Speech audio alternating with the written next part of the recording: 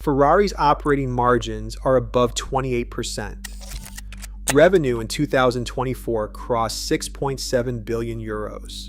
The stock has tripled over 5 years, and the market capitalization hovers near 70 billion euros, making it one of the most valuable automotive companies on earth relative to the number of cars it actually produces. By every metric Wall Street worships, Ferrari is thriving. And that is precisely why almost nobody is asking the question that should terrify every person who has ever genuinely loved this brand. Because the crisis unfolding inside Maranello is not the kind you read about in earnings reports. It is the kind you only recognize when it is already too late. The kind where a legend quietly trades everything it once stood for, one compromise at a time. Until one morning the badge is still on the hood, but the soul behind it is completely gone. Ferrari's 2024 numbers defy gravity. Net revenues reached 6.677 billion euros, up nearly 12% year over year. Operating profit before interest and taxes stood at 1.888 billion euros, carving out an EBIT margin of 28.3%, territory usually reserved for the rarest luxury houses, not automakers. Net profit surged 21% to 1.526 billion euros, and diluted earnings per share hit 8 euros and 46 cents per share. The company delivered 13,752 cars, a figure that would barely register for mass market rivals, but, in Maranello, supports a market capitalization near 70 billion euros. On the New York Stock Exchange, Ferrari's share price has more than doubled since 2019, and the company's value now rivals or eclipses industrial giants that produce 10 or 20 times as many vehicles. These are not the results of a company in retreat or confusion. They are the hallmarks of a machine that has mastered the logic of modern capital, extracting extraordinary profit from scarcity, brand power, and relentless demand. With more than half of shipments now hybrids and the rest still dominated by internal combustion, Ferrari's model straddles tradition and transformation with clinical precision. Every quarter, the numbers reinforce a single message to investors. Growth is not a hope, it is a mandate. The pressure to sustain these margins, to justify this valuation, and to keep the order book full is no longer a background concern. It is the air Ferrari breathes. Ferrari was never just a car company. For Enzo Ferrari, it was a faith, one built on ritual, sacrifice, and the worship of a single living God, the V12 engine. In the archives, Enzo's words echo with certainty. He called the engine the soul of the car and insisted that every other part existed only to serve its heartbeat. To him, beauty was not a matter of styling or luxury, but the byproduct of victory and mechanical purity. The V12's scream at 9,000 revolutions per minute was not a technical achievement.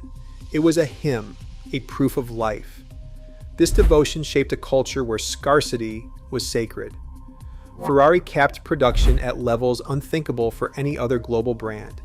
Just 7,000 cars a year for decades, later rising only as much as the myth could bear. A Ferrari was not bought. It was earned through patience and reverence. Waiting lists stretched 2 years or more, and owners wore their place in line as a badge of belonging. The ritual did not end with delivery. Each handover in Maranello became a ceremony. A white-draped podium, a glass of Prosecco, a blessing from an engineer. The car was not a product, but a passage into a brotherhood, a chosen few entrusted with the spirit of the founder. In this world, numbers were an afterthought. What mattered was the feeling of anticipation, of scarcity, of the V12's living voice. The myth was built, brick by brick, on the idea that Ferrari was not for everyone and never would be. It was a promise kept in steel, sound, and waiting. Every decision, every limit, every ritual was a defense of that promise.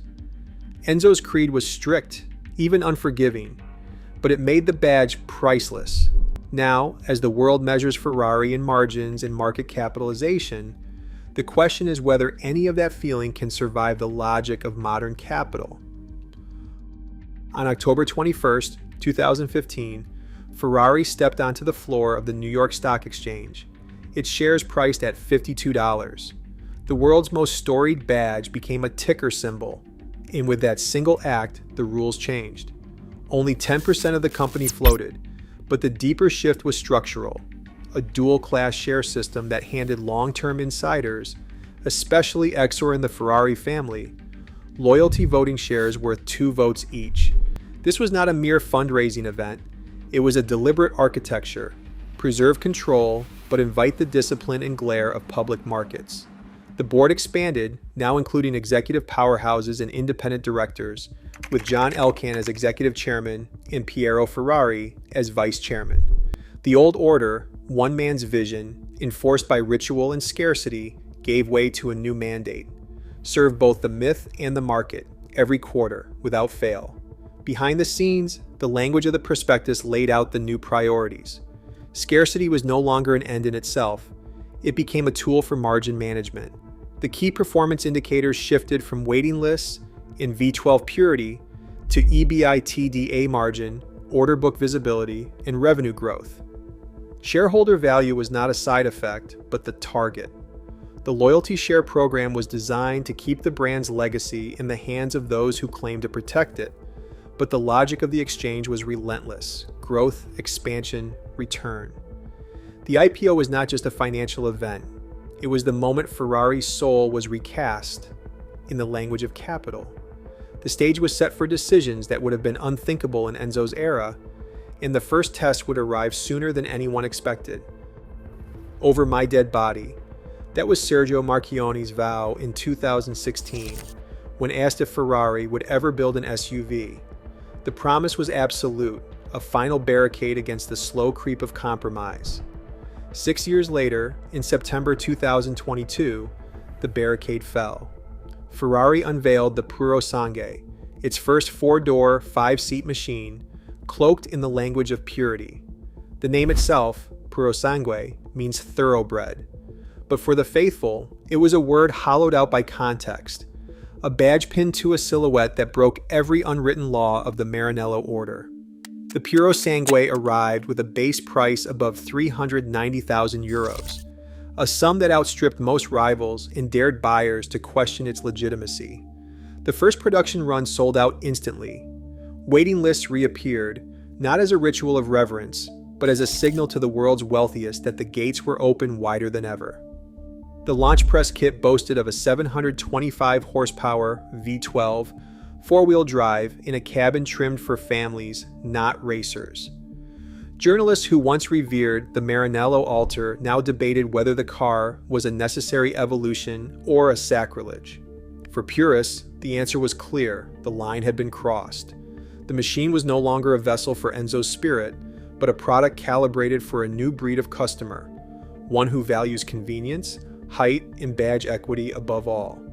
The logic behind the Purosangue was as cold as it was irresistible. The SUV market is where margins are fattest, where growth is measured not in seconds per lap, but in quarterly revenue. The IPO had set this wheel in motion. Now, the most sacred promise in the Ferrari catechism had been broken, not by accident, but by design. The backlash was immediate and fierce, a chorus of voices mourning the moment Ferrari traded myth for mandate. Subscribe for the next chapter. Benedetto Vigna arrived in Maranello with a mind trained in silicon, not steel. His background at ST Microelectronics brought the logic of microchips to a company built on combustion and noise. Under his watch, Ferrari's first fully electric car will debut in 2025, an event that will send silence through a brand once defined by the scream of a V12. The investor roadmap lays out the new reality. By 2030, 40% of Ferraris leaving the factory gates will be electric. That means over 5,000 cars each year will glide away without a sound, their power hidden behind the hush of electrons. The annual production cap, set at 13,000, remains, but the meaning of scarcity is changing. With the V12's end set for the late 2020s, the ritual of ignition, the shiver of anticipation, and the roar that once made a Ferrari unmistakable are being replaced by a silence that no spreadsheet can measure. The soul of the brand is being reprogrammed, one quiet car at a time. A Ferrari parked between SUVs in a luxury mall garage, its badge reduced to another token in a row of status symbols. That is the nightmare haunting Maranello's old guard. The myth was once armored by racing glory, the last constructor's title in 2008, the last driver's crown in 2007, each a relic of a vanished era. In 2022, Charles Leclerc's 46-point lead evaporated into defeat, undone by errors and mechanical failures, the prancing horse stumbling in full view of the world. As the checkered flag slips further from reach, the legend that a Ferrari is born on the track and sanctified in victory begins to rot from within. Meanwhile, the waiting list has become a velvet rope for the global elite, not a gauntlet for the faithful. The new buyer wants a badge, not a blessing, a Purosangue for the school run, not a 488 for the circuit. Ferrari's myth is no longer earned, only acquired. The risk is not that the legend is lost overnight, but that it is hollowed out, one compromise at a time. Subscribe for the next chapter. Today, Ferrari stands at a crossroads of profit and principle. Each IPO share, each Purosangue sold, each silent electric motor chips away at the faith that made it immortal. The danger is not bankruptcy, but becoming just another logo. Legends die one compromise at a time. Subscribe for more stories like this.